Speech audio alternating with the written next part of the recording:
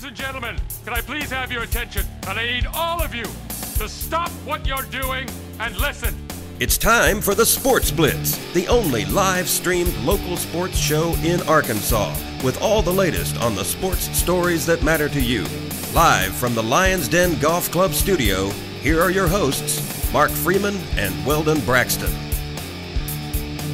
Welcome into the Sports Blitz on a Wednesday. Mark Freeman, Weldon Braxton, Maddie Lassiter inside the studios here at rivervalleyleader.com to bring you the latest in local, state, and national sports. And Weldon, the breaking news right now out of Massachusetts is that Aaron Hernandez is going to jail. He's been arrested in connection with a murder that took place about a mile from his house, or at least the body was found at least around a mile from his house. And now there's just all these question marks about, was he involved? What did he do? And the New England Patriots really took a proactive measure. They already released Aaron Hernandez. They didn't waste time, did they, Mark? And when you look at this situation, it just doesn't look good for Aaron Hernandez from the simple fact of you have a security system at home which was destroyed somehow, his cell phone destroyed, all the circumstances are looking bad.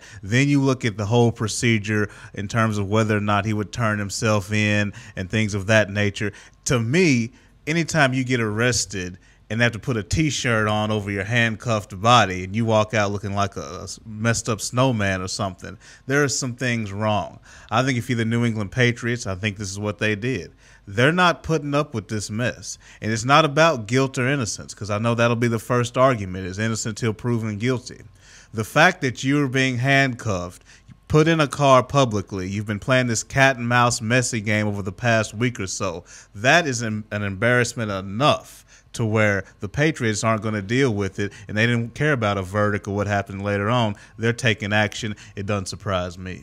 And this is this is the Patriot way. That's right. You've seen it for years and years. They had Randy Moss, who, Oakland, he caused all these troubles, and they basically said, look, we want you, but we're not going to deal with the crap. And if you're going to cause crap, we're just not going to have you. Chad Ochocinco, they felt like they could get a lot out of him.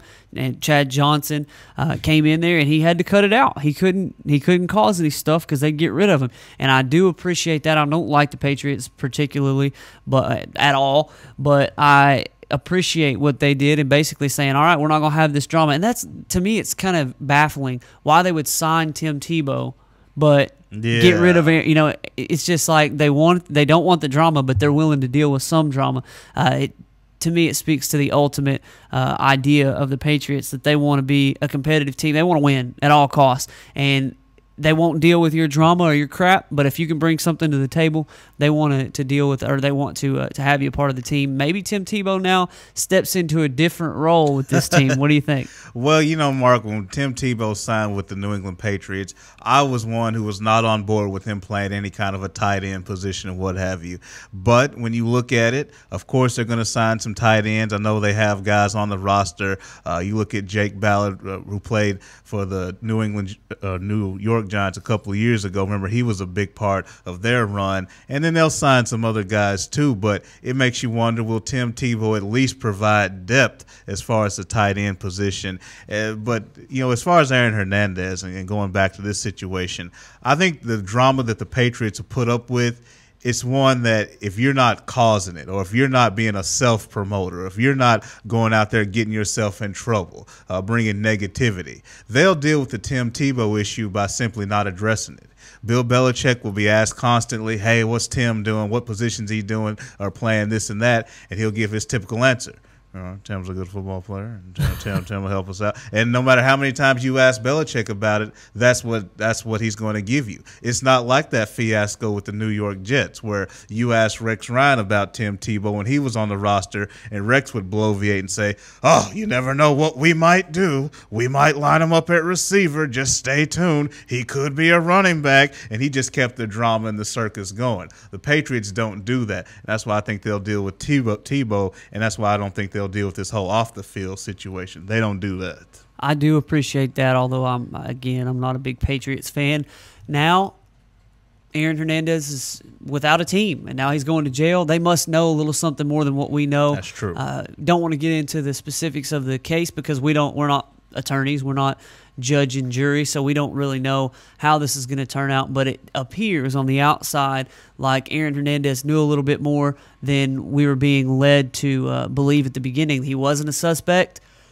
Right. He quickly became a suspect, and then he gets arrested. So what does it look like? It was poorly handled. And you're right, Mark. We don't need to get too deep as far as casting any aspersions. So we don't know the facts and some of the nitty-gritty details. But what I can tell you is the situation was poorly handled. And to me, it started with just the cooperation with the police or lack thereof. There were times when they wanted to question him and do some things. He didn't want to cooperate. It got to a point to where they wanted him at the station. They were ready to arrest him. I believe he had an opportunity, from what I read, to turn himself in, obviously be respectable, not embarrassing, police at the house situation. For some reason, you saw a cat and mouse game over the next couple of days, and the police finally had to come and get him. I don't know what any of that means, but what I can tell you as far as a PR and how the legal situation was handled, I don't think he's done a great job so far. No, he definitely hasn't. Well, it just looks like he's guilty of something. Right. And whether it's obstructing justice or whether he's the one that actually pulled the trigger, well, it remains to be seen. We may find out. We may never know. So we'll see how that situation develops, and we'll keep you abreast of that. But today, we've asked today's Honda of Russellville poll question. In light of Aaron Hernandez's arrest and the Patriots' immediate decision to release him, what is your reaction to their choice? Would you approve of your team cutting a star player before a conviction? Why or why not? Tim Domery says it sounds like they already had a gut feeling about it, like you kind of mentioned. Ryan Martin said he was a distraction and cast a bad shadow on the organization, so he got cut. Like him or not, the Pats have their own way, and it works for them. And Corey Williams says he applauds the Pats. So feels like we're all at this point on par with one another, on the same page. I did see a friend of the show, Matt Ketchum. He said he's seen some people on Facebook saying, man, I don't really appreciate the Patriots doing this before, innocent till proven guilty. And he said he couldn't understand how people would think that way. But I can see the other side where people would say, well, look, he hasn't been convicted of anything. They're just going to, talk to him. Right. But at this point, I feel like they know a little bit more than we know. And there is precedent, too. You look at not just the Patriot organization, but look at the entire league. Roger Goodell has set this tone of, we're not in the business of having to wait for a verdict. We don't have to wait for the courtroom procedure. You can disagree with that or not, but just in terms of what the Patriots did, there's already been a precedent set that the hammer can come down on you even before the legal process. And the reason why I don't have a problem with it is because the NFL is a business. And yes, I think the business part gets in the way of the football part of it sometimes, but the fact of the matter is it's nearly a $10 billion business. And because of that, you have image. You have non-football related things that you have to worry about if you want to continue to be so profitable. And part of that is making sure you don't have a black eye in terms of distractions and negativity and being considered a thug-like league. It's an issue. You look at the NBA in the 1970s. They faced this issue. I've talked to my dad all the time about this, about how the league just got to where they had too many issues, too many off-the-court situations. It really brought the league image down. To David Stern's credit, things have been cleaned up, but it's got to be monitored. Definitely does. All right, real quickly, let's look at our Peters Family Living local sports look.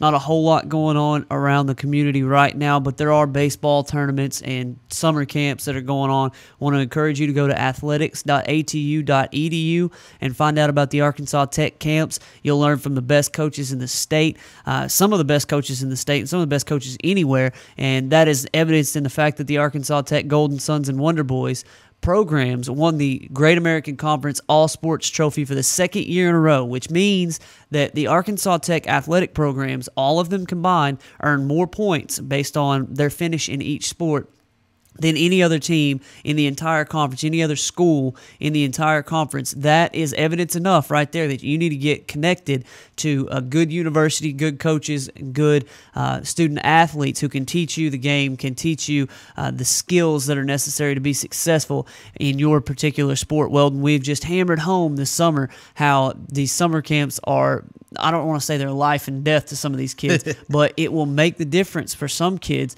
in whether or not they are at the level they need to be at to succeed. Well, it's about an advantage, and that's really what it comes down to. Because I can share this because I've had it told to me, and I've passed it down some of the younger kids that I've worked with.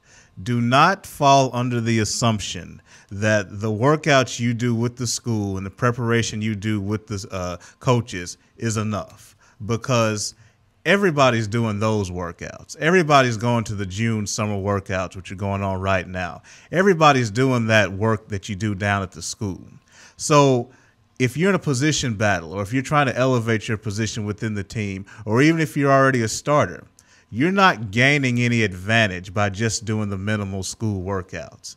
So you need to put together something on your own, be it your own regiment, or go to one of these camps to take advantage of some professional coaching with people who know what they're doing, so you can gain an advantage. I can tell you this, if you want to see different results, if you want to see your status within the team improve, you have to take advantage of some of these things beyond the school workouts, because I'm going to tell you, even though the coaches do a great job, everybody else is doing that workout too. You need to be doing something else. A couple other things locally. Dover Lady Pirates are going to be hosting their basketball skills camp August 6th through the 8th. $45.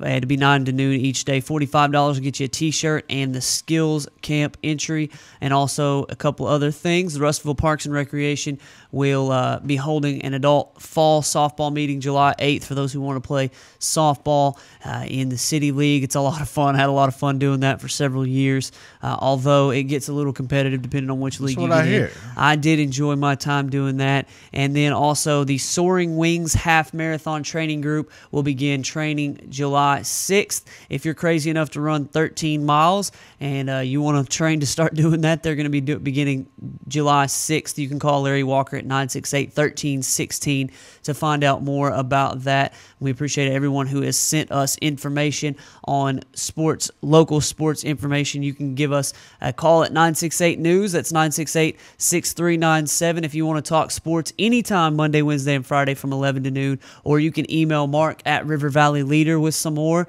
You can find us on Facebook at facebook.com/sportsblitz. You can find me on Twitter at Real Mark Freeman, him on Twitter at Weldon Braxton. Many, many ways that you can get in touch with the show, and you can get in touch with rivervalleyleader.com. We so appreciate you doing so. We're going to hit a break. When we come back, we're going to look at the wire.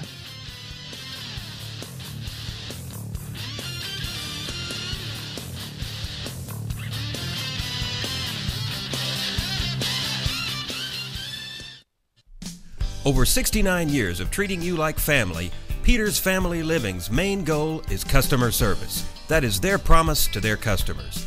They offer in-house financing on furniture and appliances and a 30-day money-back guarantee. For a friendly, no-pressure atmosphere, visit Peters Family Living today at 201 North Arkansas Avenue, Russellville, online at petersfamilyliving.com, or call 479-968-2929. Set your sights on savings right now at Honda of Russellville. We're offering our best deals of the year on remaining 2012 Honda ATVs, plus special introductory offers on select new 2013 Honda ATVs, all with zero down and easy monthly payments with approved credit. Be sure to check out the all-new Honda Foreman 4x4, now stronger, smarter, and harder working. How about a side-by-side? Well, Honda's got you covered with the Big Red. Honda's Big Red offers a proven Honda engine, automotive-style Honda automatic transmission with no belts to slip or break. Come in for a test ride today at Arkansas's legendary Honda dealer, Honda of Russellville.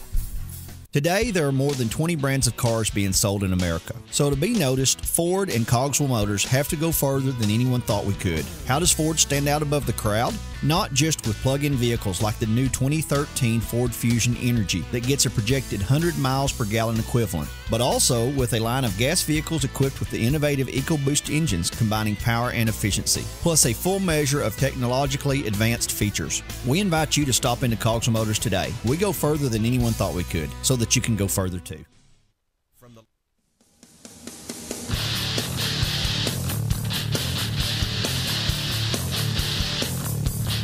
Welcome back to the Sports Blitz on a Wednesday. Appreciate you joining us.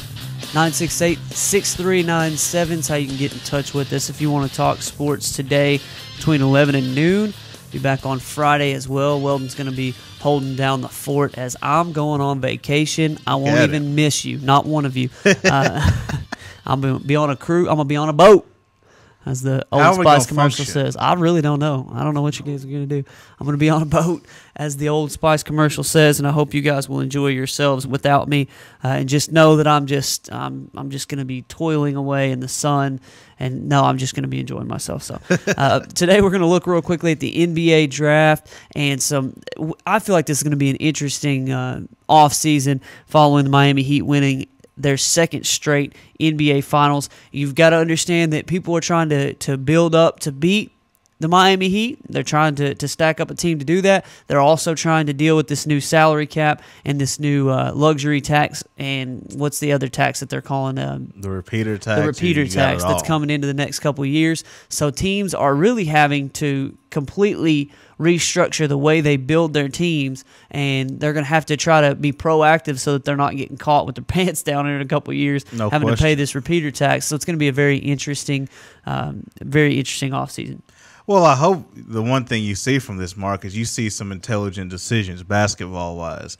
Maybe this will help reduce some of the ill-advised spending, and maybe these teams will tighten up. You can build a team the right way. Maybe you can build a team through the draft. Or if you do what a Miami Heat, you do what they do, you can put a bunch of stars together, a few stars, and then put the right pieces around them. Either way, I think it's going to encourage more responsible spending, and I'm all for that. Yeah, and as we look at the NBA draft, we see that teams are going to try to build through the draft. This is not a particularly strong draft, but you've also got free agency, and you've got things that can factor in to make this an exciting weekend. When does the draft start? Tomorrow night. Starts tomorrow night. My goodness, I'm just behind on it here. Yes, sir. But Ryan Russillo from ESPN is tweeting that he's shocked that Kendrick Perkins and his $19 million left on his contract, number 12 and number 29 picks, can't get Oklahoma City into the top 5. Apparently, they're trying to work some deals to get into the top 5. Somebody intrigues them. Wonder who that could be. I don't know who it is, Mark, but if I'm Oklahoma City, there is one player who could go in the top 5 that I have my eye on, and his name is Trey Burke. Because I've said it before, Mark, Russell Westbrook cannot run your team. I think Russell Westbrook's one of the 5 best players in basketball. I really do. I think he's that lethal. I think he's that big time. But the fact of the matter is he can't run a team consistently, and I just don't trust him to run a team. He's 6'3". Might he see some size issues at the 2-guard position? Sure. But he's such a freak athlete, such long arms. He can hold his own defensively at the 2-guard spot and be one of the best defenders in basketball. He's a scorer. He's an assassin. They need somebody to run that team. I don't think they're going to go up and get Burke, but if I were running the Thunder, I would definitely try to get Trey Burke on my team because as presently constructed, I don't think they can do any more than lose to Miami in 5 or 6 games. What do you think about maybe – I could see several players that Oklahoma City would be interested in there in the top 5. If they were able to get into the top 5, I don't know. What are you hearing about Cleveland real quick? Real quick, Cleveland, Alex Lynn. And that's maybe the number 1 pick, yeah, by the way. number 1 overall pick, Alex Lynn, Ben McLemore, a little bit Otto Porter, Anthony Bennett, but right now you're hearing more Alex Lynn, McLemore, and Nerlens Noel. See, if I'm Oklahoma City – I know that I've got Kevin Durant. I know that I've got Russell Westbrook coming back. If you're talking about moving him to the 2 and bringing a point guard in, that makes sense if you're looking for Trey Burke. But if you're looking to get another guy who can guard and another guy who, because that's what they need. They need somebody somebody else who can guard and can put up some points on the other end. I like Thabo Cephalosha. He's a defensive guy who can hit some threes, but I'd like to see a Victor Oladipo or a Ben McLemore or even an Anthony Bennett, somebody who can get in there and get tough and get rebounds. Anthony Bennett could be the best version of Kendrick Perkins. I mean, he can score though, and I feel like Kendrick Perkins they need to get rid of him. And Bennett to me, Mark, is the most intriguing prospect in this draft because I think he's got talent come out of his ears. You hear things about his weight, and then you hear things about his position. And my concern is is he going to be so headstrong and try to say, I'm a 3, I'm a 3, I'm a 3? Because if he does, then he won't be married to doing those in the paint type things. And I don't want him guarding the 3 position. And I don't think he has the shot or the skill set to play the 3 consistently. But in his mind, he may think, if I want to be a star, I got to play out on the floor. So that concerns me with his weight, but I think he's a really intriguing prospect. And if they were to take him and he's committed to keeping his body where it needs to be, I think he's a great prospect. Chad Ford from ESPN, his big board has C.J. McCollum, number 6 above Trey Burke, or number 7, excuse me, above Trey Burke at point guard. You know what, and I can see that because to me, I like McCollum. I like CJ, and to me, they do different things. So it's almost like, what do you want out of your point guard? Do you want that prototypical floor general that runs your team? Because that's what I like in my point guards. Trey Burke is your guy. Do you like that combo type guy that can still score you 18, 20 points and still drop 5 or 6 assists type point guard? That's more McCollum. So I think that's sort of a preference thing, or maybe he's saying that's just what that team wants to do. But to me, if you want the prototypical point guard, it's Trey Burke. I'd be very interested to see what some of these better teams do. See, honestly, I'm kind of I don't want to say a front runner, but I don't care about these crappy teams. You know, the Washington Wizards and the Orlando Magic and the Charlotte Bobcats, what they do does not matter to me whatsoever. They're several years out of being in contention. I don't think that but the Cleveland Cavaliers, I'm intrigued by what they're doing. They've got Kyrie Irving. They're trying to load up to get LeBron back after next year. I'm just very interested to see how they build this team, and it'll be telling what they do, whether they're, you know, if there's a glaring hole at the small forward position. Alonzo G. Yeah, if there's a glaring hole at the small forward position, but Cleveland's got a lot of money, I wonder what they're trying to do. You know, I'm very interested to see how the Oklahoma Cities and the San Antonios build. And you see San Antonio last year getting Kawhi Leonard, very quietly get a guy who's an emerging star in this league. Really like Kawhi Leonard. And Oklahoma City, building around Kevin Durant and building around Russell Westbrook, making the investment in Serge Ibaka. Maybe they're moving up in this draft so that they can load up and make another run at Miami. Maybe they'll go with point guard and move Russell Westbrook. Very intriguing, and that's one of my favorite things about the NBA draft. It really is, Mark. And one team that you brought up, Cleveland, they're interesting. They've had a lot of top 3, top 5 picks over the last few years. Of course, they take Kyrie Irving a couple of years ago. Last year, they go with Tristan Thompson and Dion Waiters. They've got the number 1 pick again. What will they do? For me, I think they need to be careful. They drafted Tristan Thompson last year. I didn't have a huge problem with it. I just don't love it because as a top 4 pick, I think at best he's going to be Dennis Rodman. And Dennis Rodman could flat out play, but don't expect a superstar.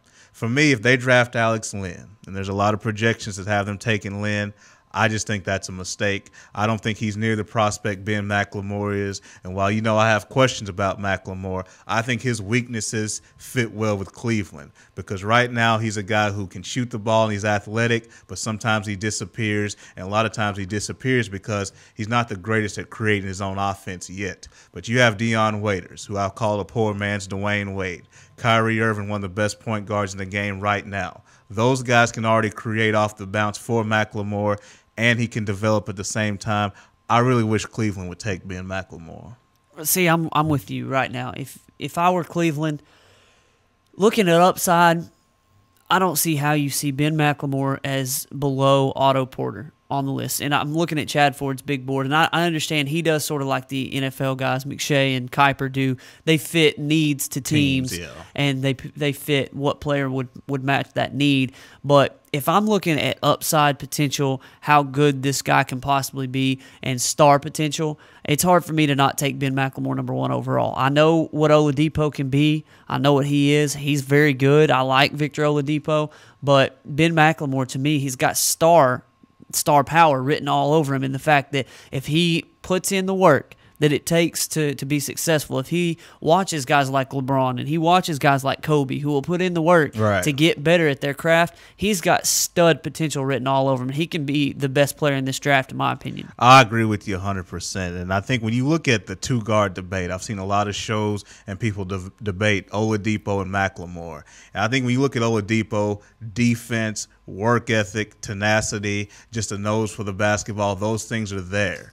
And those things are a little bit of a question with McLemore. But with Ben, just the physical ability. Even though he needs to tweak his shot, he can still shoot it right now. He does have that star written all over him that you mentioned, Mark. But you also talked about a guy who I think is interesting in Otto Porter, because I like Otto Porter in this era than I would a few years ago, because I think eventually he's going to transition and be more of a 4 than a 3 anyway, just because of his skill set and just because you don't have to be, a Charles Oakley, Horace Grant type 4 man in today's game.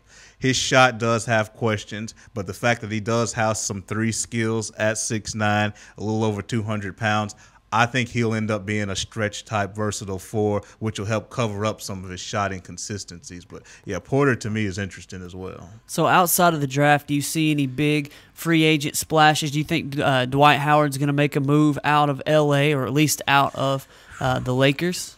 I can't tell you, man. I have no idea. I can tell you this, though. The Lakers, you should be thinking about possible sign and trade scenarios if it comes to it. If Dwight comes to you and says, look, guys, I'm not coming back under any circumstances, but I would love my $30 million extra. So maybe you can work out something. And there's incentive because of that for both teams to want to do a sign and trade. It would not be very advantageous for Dwight to just walk. I mean, if he wants that $30 million for signing with his current team, he better sign with L.A. and then get traded. So then you start talking about the scenarios we discussed on Monday. Do you try to do a sign and trade for, different teams that may want Dwight, a team with Atlanta, with Dallas, dare I say Miami and Chris Bosh and some other pieces, So it makes it interesting. I don't know what he's going to do, but there's a lot of centers. Bynum's out there. Yes, he's been hurt. We'll see what he does. Al Jefferson's a quality center.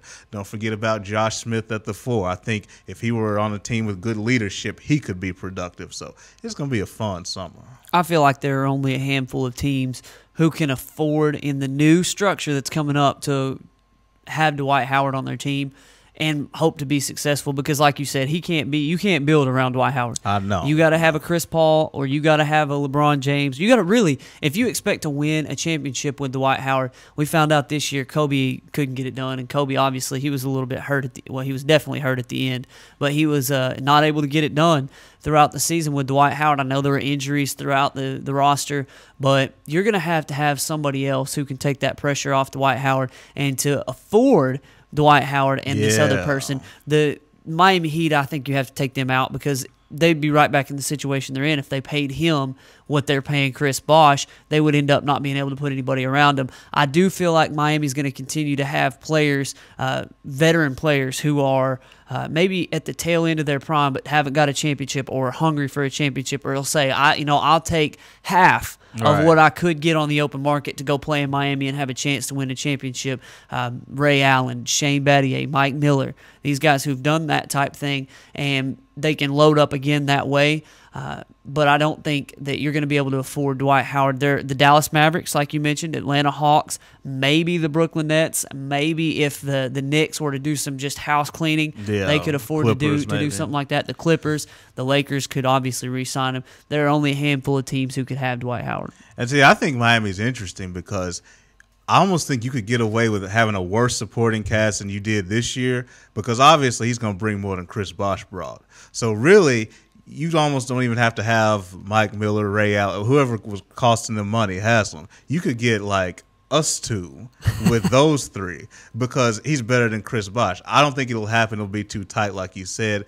But if I'm taking risk and I'm being aggressive, I'm saying, okay, everybody else take $300,000. Let's get Dwight Howard in here with LeBron James and Dwayne Wade, and let's win us a couple more rings. That's what I would try to do, but I'm a little bit outside the box. And, as we mentioned on Monday, this is not a paper and numbers game. This is a relationships and people game. That's true. And Pat Riley's on the stage right now talking about in his postseason press conference what they're expecting, and he says that he expects to have everybody back. Yeah. He expects Ray Allen to, quote, make the wise decision, which I assume he thinks he wants him to come back and play for that other $3 million of his 2-year deal. I feel like he expects the same squad to be back next year, and then he'll deal with the ramifications after that. What if he said that about Chris Bosh? I think Chris will make the wise decision. I wonder what that would mean.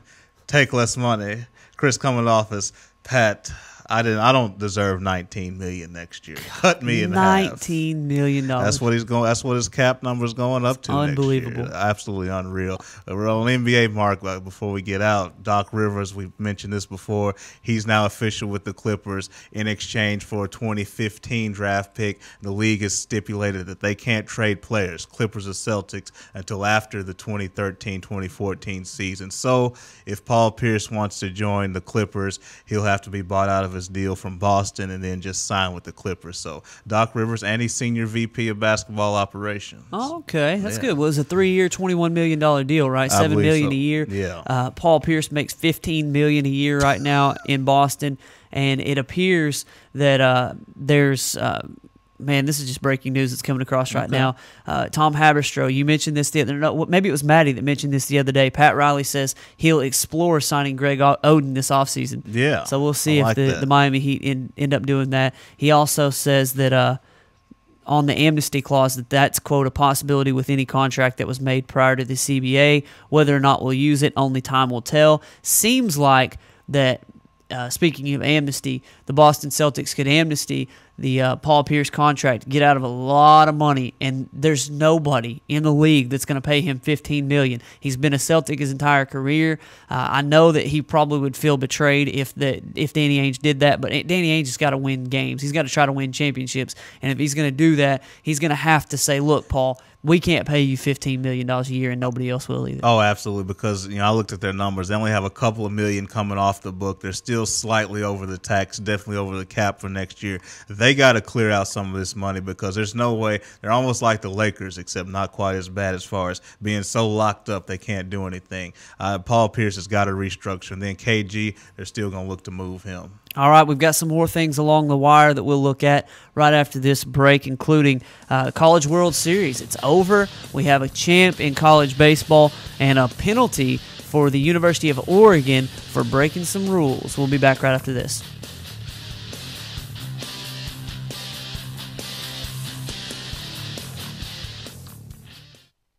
RiverValleyLeader.com is the #1 local source for instant news in the River Valley, offering HD video and live streaming along with top-notch coverage of all the news and events around the area. The River Valley Leader is the only place to go for all the information you need.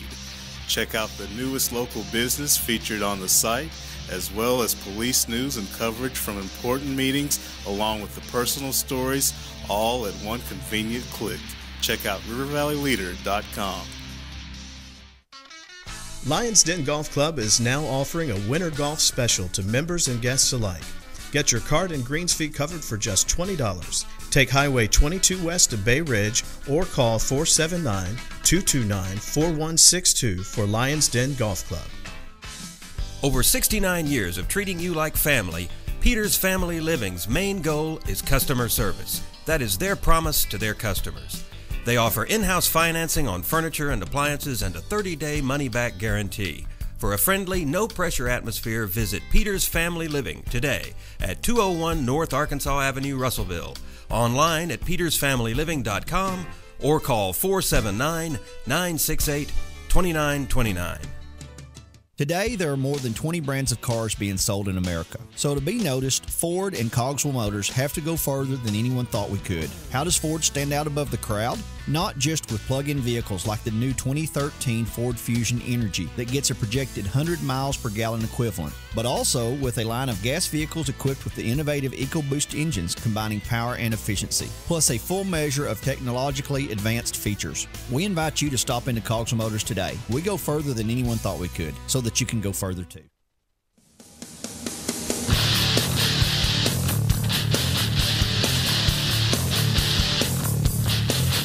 Following Twitter right now and the post-season press conference of Pat Riley, the president of the two-time defending NBA champion Miami Heat. Very interesting comments. If you've missed any of the things that he's said so far, looks like they're going to keep Mike Miller. He says he doesn't feel like it's necessary to amnesty him.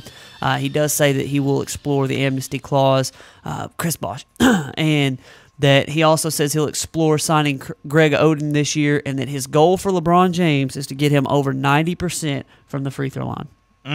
I mean, we talked about this just a minute ago. You get LeBron James shooting 90%, and especially when you get it to where he's making them late in games consistently, it just makes him that much more difficult to stop. And I would have to imagine, I'm not sure it would fully translate, but if he's shooting 90% from the free throw line, then he's probably shooting a little bit better outside the paint.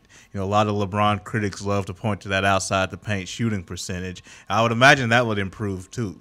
And we saw in Game 7, when he's hitting jump shots, there's nothing you can do. 90% would be great.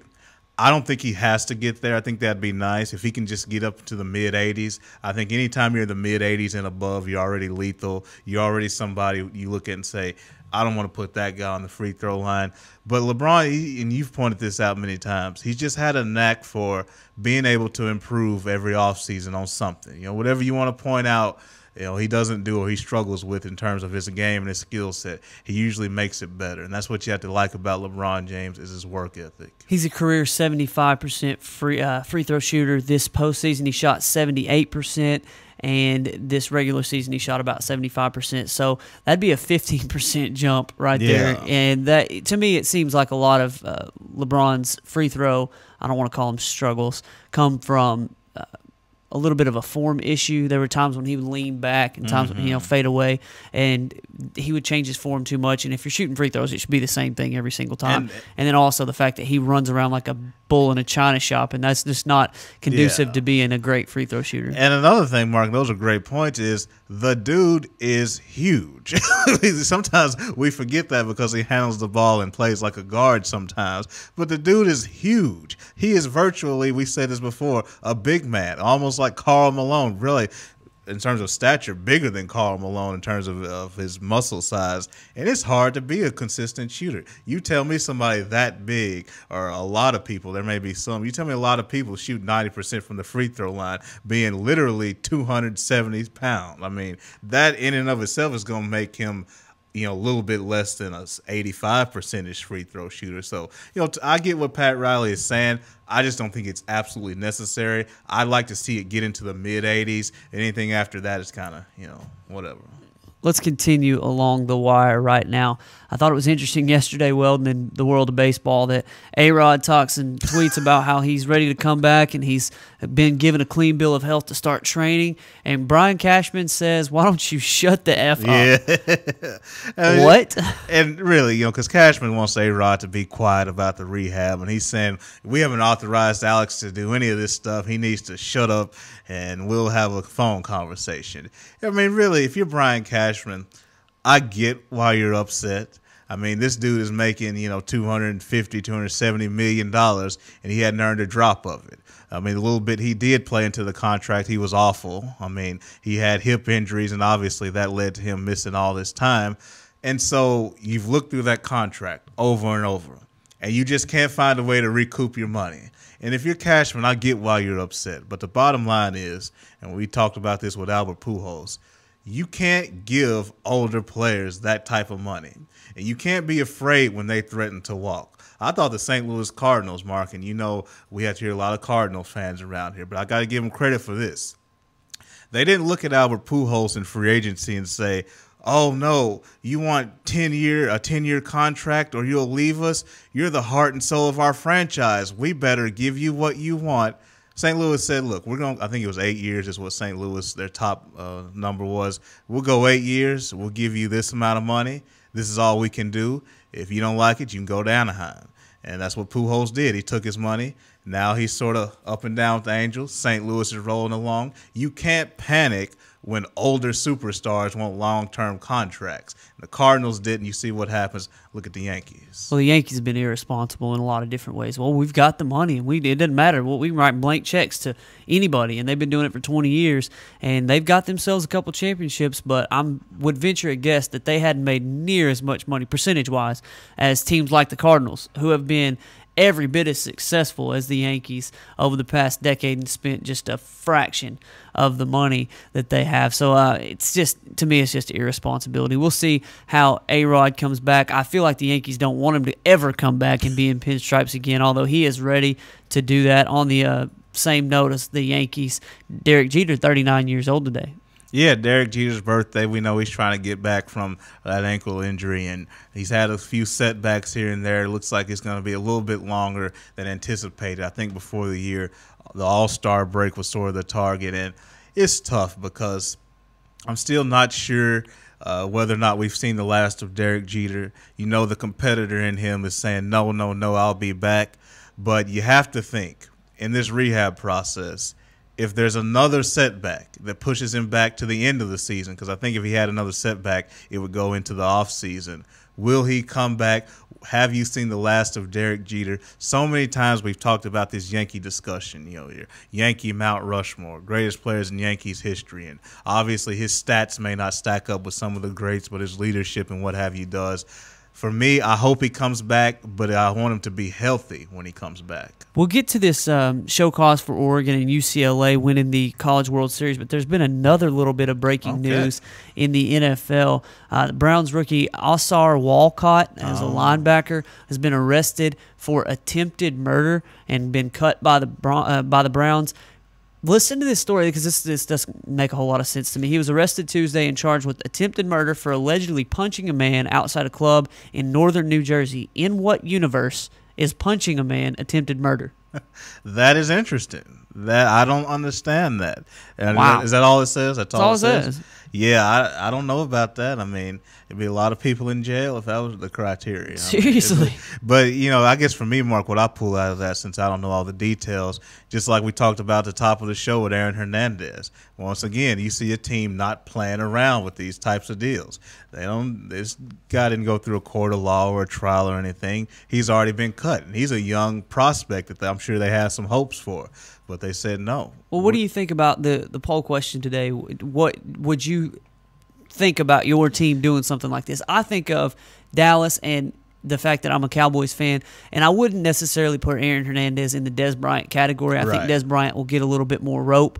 But a guy like Mike Jenkins, who caused some issues a while back, he's probably a notch below. So somewhere in the middle between Jenkins and Des Bryant is the Aaron Hernandez level of production and talent and ability. And what would you think of your team deciding, all right, you know what, we don't want to deal with the distraction, and I don't care if you're guilty or innocent, you're in the middle of this drama and we don't want any part of it? Well, the first thing is I want to see consistency.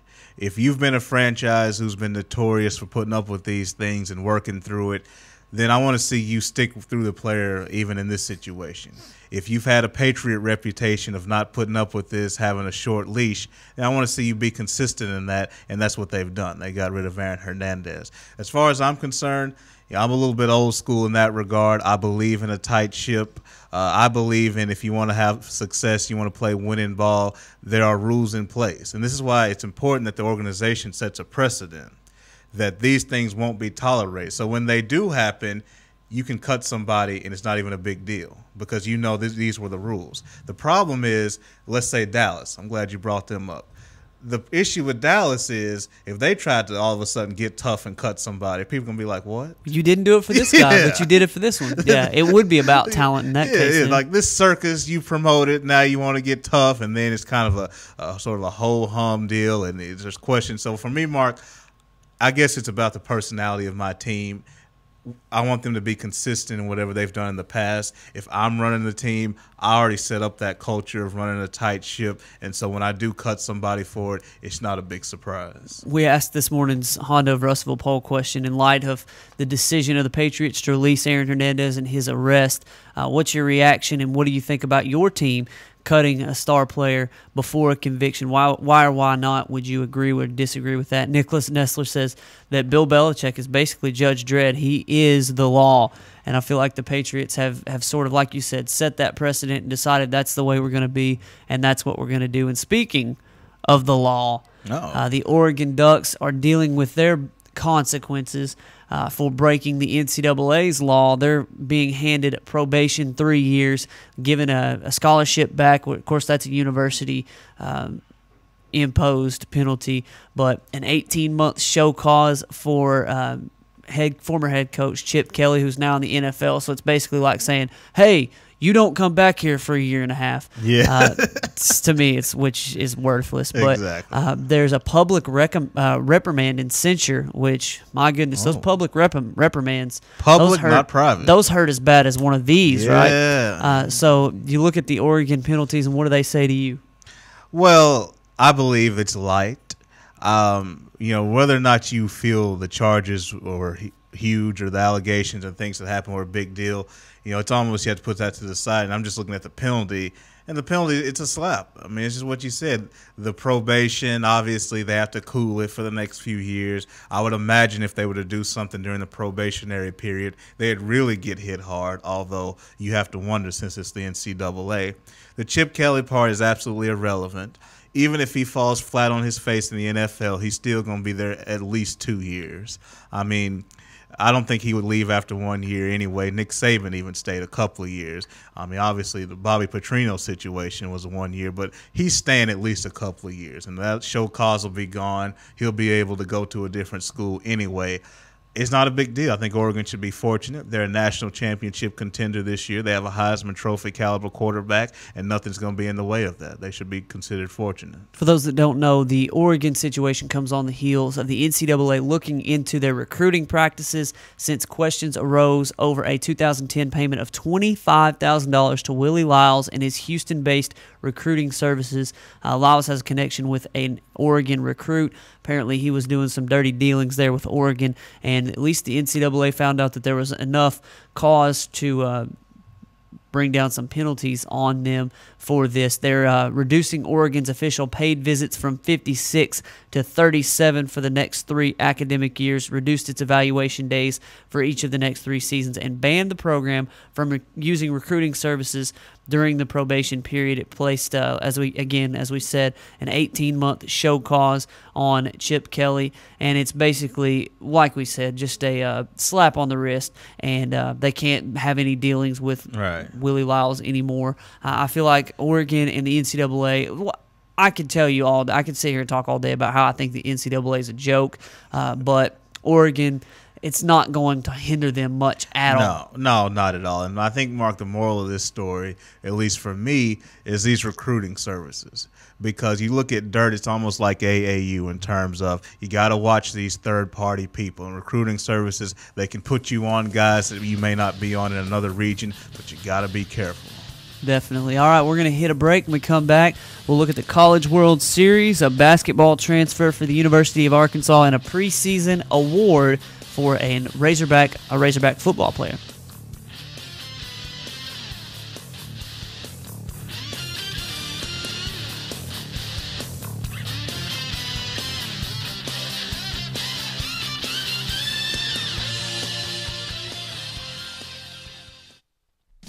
Over 69 years of treating you like family, Peters Family Living's main goal is customer service. That is their promise to their customers.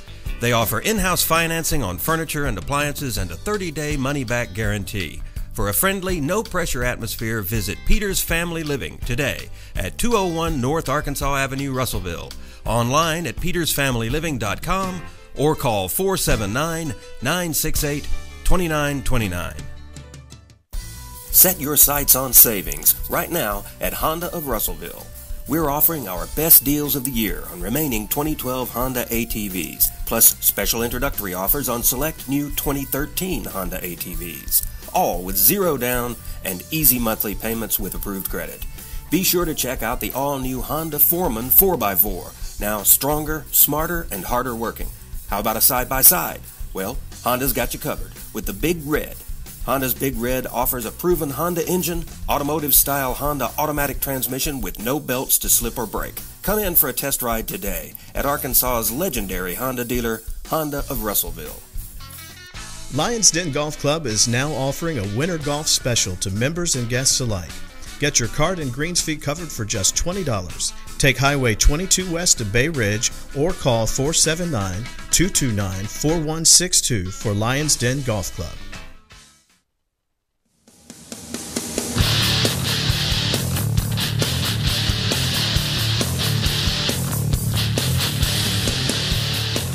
There's a large group of hairy, sweaty, toothless men drinking out of a much larger cup today, guys.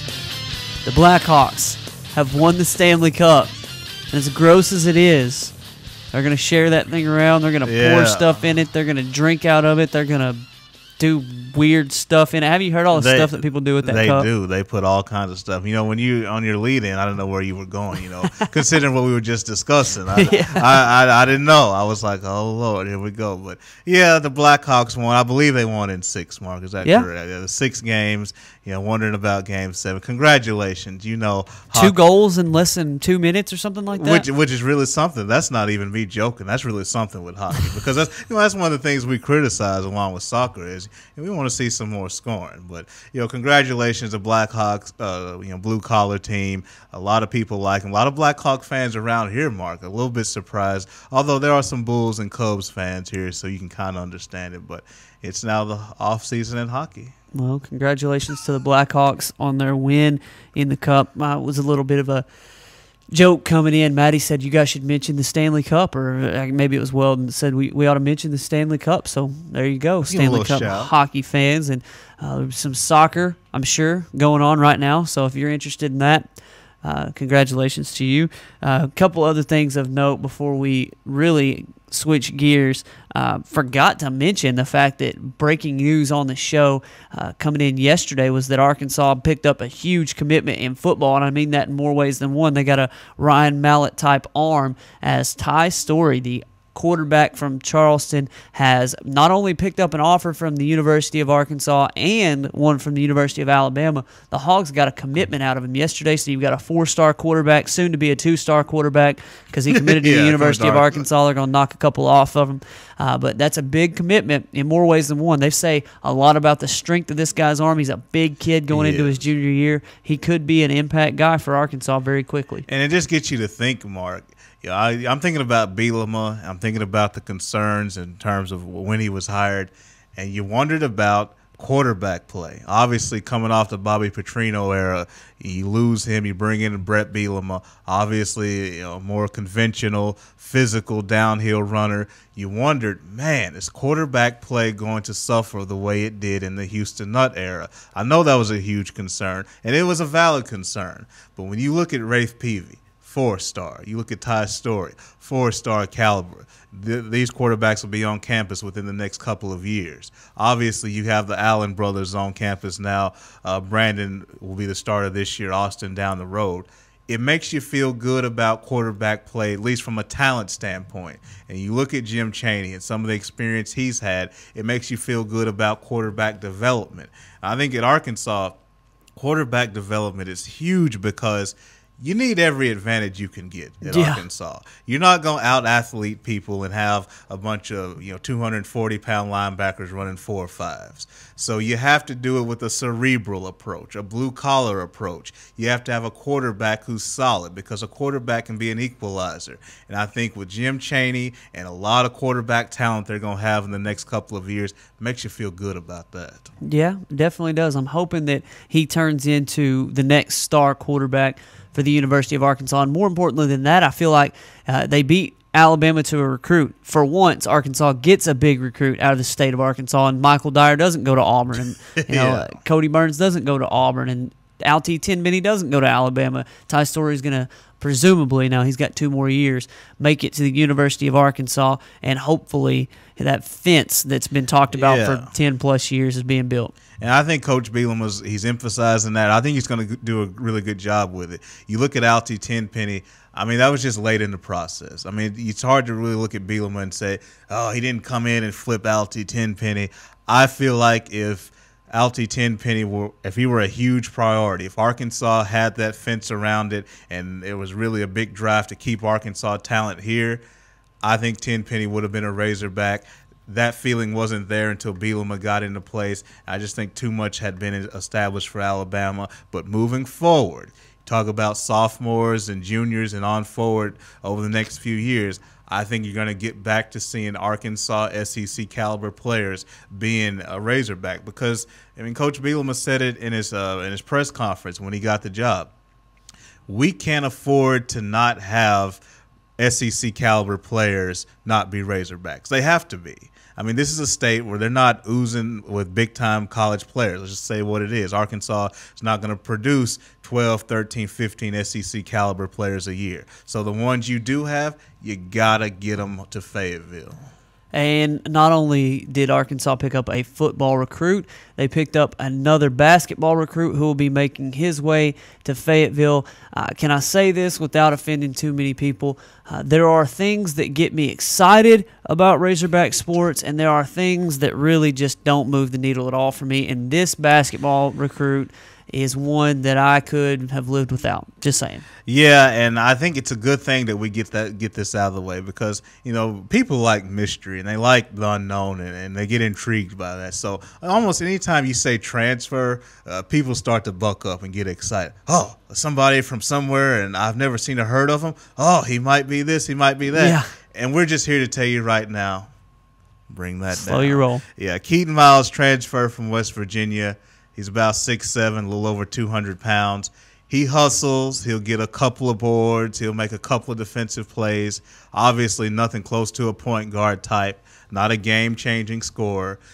If you're going to have a championship team, he's going to be a glue guy at best. So just understand that before you get too excited. This is why it doesn't move the needle for me. Keaton Miles last year for West Virginia averaged a whopping 2 points, 1 rebound, and less than an assist a game. He was a nobody on that team. Now, he may come in and set the world on fire at the University of Arkansas, but I'm just tired of saying, you know, oh, he could be the next Corey Beck or he could be the next this or that. I go all the way back to Dontel Jefferson, who was like the #1 JUCO recruit in the country, and he's going to be this Olu Famatimi. He was a McDonald's All-American. He was injury-riddled, and that's not his fault. Played for Canada, though. All these great players who are going to come in and change everything, prove it. Before I have to hear about you, I want to see it. And it's just that intrigue of the unknown. Anytime you throw out the word transfer, oh, he was at West Virginia. Oh, my goodness. There's this excitement, and you have to understand his production. Now, he will have a year to sit out. Maybe that'll help him. Maybe it'll help him be a decent player. It was just like Jerome Seegers. Because there was such a great desperation for a point guard, and just because he was listed as a point guard, he played all right at Rutgers, even though they weren't very good. That's my point, yes. They weren't very good, and it was like, oh, a point guard from somewhere far away. And he's Corey Beck. Yeah, that alone got people excited. They missed out on him. I don't think you should feel too bad about it, although Arkansas still does need a point guard. I'm not sure he was the answer. It was a blessing in disguise that he didn't come because he went to Auburn. Now he's already headed back to Rutgers. So the fact is, these teams that were terrible and had these players who are deciding to transfer, guys, their team that they were already on sucked. There was a reason for that. These guys aren't that great. I mean, Keaton Miles may end up being good, and I hope he has success at the University of Arkansas, but I'm not holding my breath. There are guys like Alondis Harris, who I watched him play for Houston. The guy can play. He sits out a year. They talked about how he dominates in practice. Hey, I look for him to be a big contributor to the team next year, and I'm not saying that all transfers are just like, but some of these guys like this Seegers from Rutgers and this Miles character from West Virginia, not real stoked about them. Don't really care. And you have to look at why they're transferring. Like, you know, it's different if they're transferring because like a Harris who had a family situation. If somebody's transferring because of the whole world famous sick grandma, you know, there's a lot of sick grandmas when it comes time to transfer, you know. But when it's that situation, somebody that can play in just a situation with a coach or just something where you know they're good, they're just transferring, that's one thing.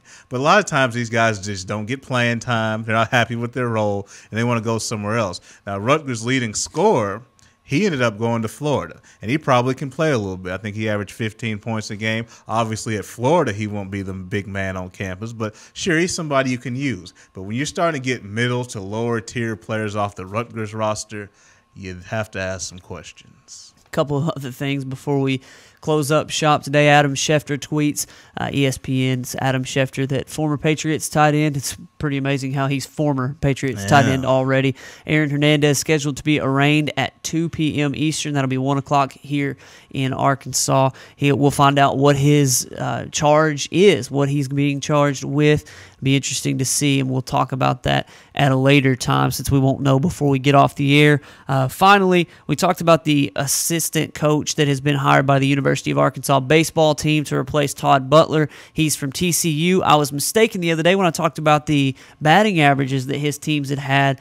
They weren't just something to write home about. I was mistaken then with Kansas State, because Kansas State, we heard about their batting averages, and I don't know why. I guess it's the similarity in colors. Thanks a lot, that Mark. Just got me. So maybe he's good, maybe he's terrible. I was a little bit mistaken on who I thought he was for some reason, but he could be a good one. They say he's going to be a good one. I mean, they said Butler was one of the best. I mean, Butler had chances to go to Texas even. Yep. So I think it's one of those deals where Van Horn, it's almost as important as far as what do you bring to the staff. Yeah, you need to coach hitting, but can you recruit? Can you do all these other things? I almost think Dave Van Horn is looking to see if they can do those things as much, if not more, than actually coach hitting. So this coach may be all right. We'll see. Do want to send a quick shout out to Brian Shaw, the new head coach of the Denver Nuggets. Congratulations. Talking about somebody who paid their dues. Paid his dues under Phil Jackson, played for him, coached under Frank Vogel. He's been under some really good coaches. Really, really glad for him. I've never seen a guy who was an assistant coach who I wanted to be a head coach